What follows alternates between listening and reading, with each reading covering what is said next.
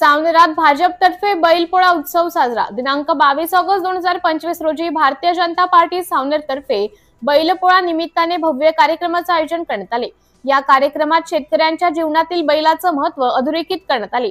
पारंपरिक रीतीने बैल सजावून पूजा करण्यात आली, तसेच शेतकऱ्यांना शुभेच्छा देण्यात आल्या। कार्यक्रमाचे उद्घाटक माननीय डॉक्टर आशिषराव देशमुख होते व प्रमुख उपस्थितीमध्ये ॲडव्होकेट अरविंद लोधी, रामरावजी मोवाडे, राजूजी गुगल व सावनेरचे डीवायएसपी सागरजी खर्डे साहेब होते। कार्यक्रमाचे आयोजन श्री मंदारजी मंगळे, तुषारजी उमाटे, सुधाकरजी टिबोले, दिवाकर नारेकर, अरविंद ताजने, सोनू नवधिंगे, राजू भुजाडे, पिंटू सातपुते होते। कार्यक्रमाला भाजपाचे स्थानिक कार्यकर्ते व नागरिक मोठ्या संख्येने उपस्थित होते। पारंपरिक व सांस्कृतिक वातावरणात झालेल्या या कार्यक्रमात शेतकऱ्यांच्या प्रश्नांवरही चर्चा झाली व प्रथम पुरस्कार श्याम नाईक, द्वितीय पुरस्कार गुलाबराव वनारसे व तृतीय पुरस्कार स्वप्नील लोहकर यांना देण्यात आले। सावनेर भाजपतर्फे आयोजित हा उपक्रम शेतकरी बांधवांसाठी उत्साह व आनंद घेऊन आला। सिटी इंडिया न्यूज साठी तालुका प्रतिनिधी अनुप पठाणे, सावनेर। अशी मी त्यांना आग्रहाची विनंती करतो। त्या शेतकऱ्यांच्या उत्सवामध्ये या ठिकाणी उपस्थित आपल्या क्षेत्राचे लाडके आमदार सन्माननीय डॉक्टर आशिष बाबू देशमुख, उपस्थित या नगरीचे माजी नगराध्यक्ष ॲडव्होकेट शालिकजी,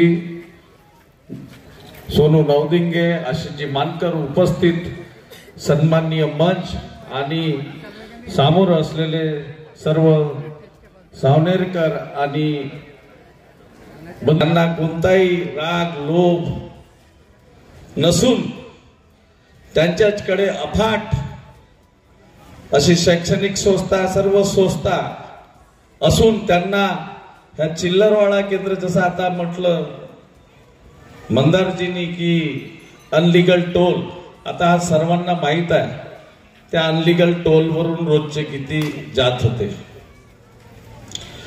तर या ठिकाणी 25 वर्षापासून हे मोठं ग्राउंड आहे।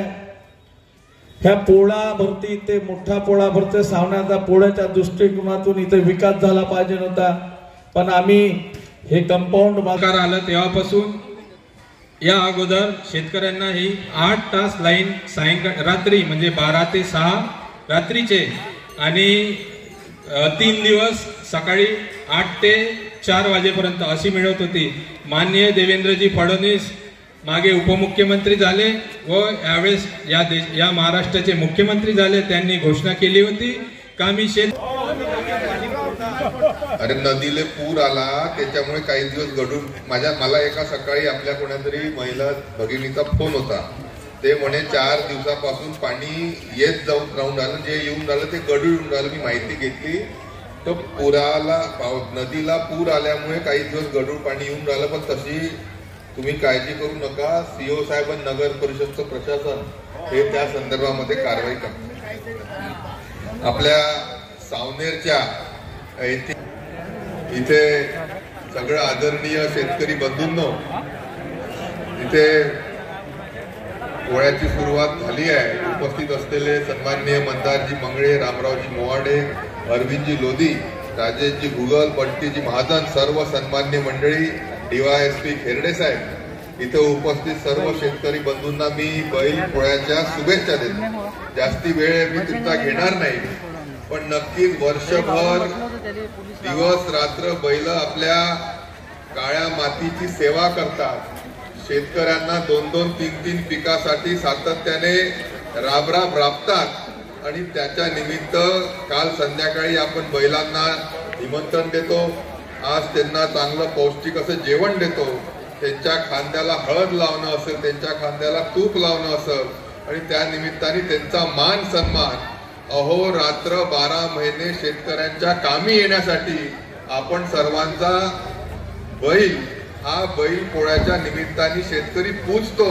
अशा आणि सांडा सारखा मस्तावलेला तर बिलकुल नाही पाहिजे, पण म्हणून तुमचा बैल म्हणून तुमची दिवस रात्र सेवा आशिष देशमुख नक्की त्या दिवसांमध्ये, काही वर्षांमध्ये प्रत्येक आपल्या सावनेरकराच्या घरापर्यंत, या विधानसभेच्या घरापर्यंत आर्थिक समृद्धी येऊ, जी परिस्थिती आज आपल्या कास्तकाराची आहे. पण या सर्व संदर्भामध्ये खताचा कारखाना असेल, आपल्या इथे डिफेन्स, न्यूक्लिअर, एरोस्पेस, MIDC ची निर्मिती असेल, त्या माध्यमातून कास्तकारांच्या घरामध्ये मुला मुलींना रोजगाराच्या संदर्भामध्ये प्रयत्न असेल, हे नक्कीच आपण करू असा विश्वास. रात्र सेवा प्रेमाने, जिव्हाळ्याने, आत्मीयतेने आशिष देशमुख आवर्जून करल. कुठंही मस्ताव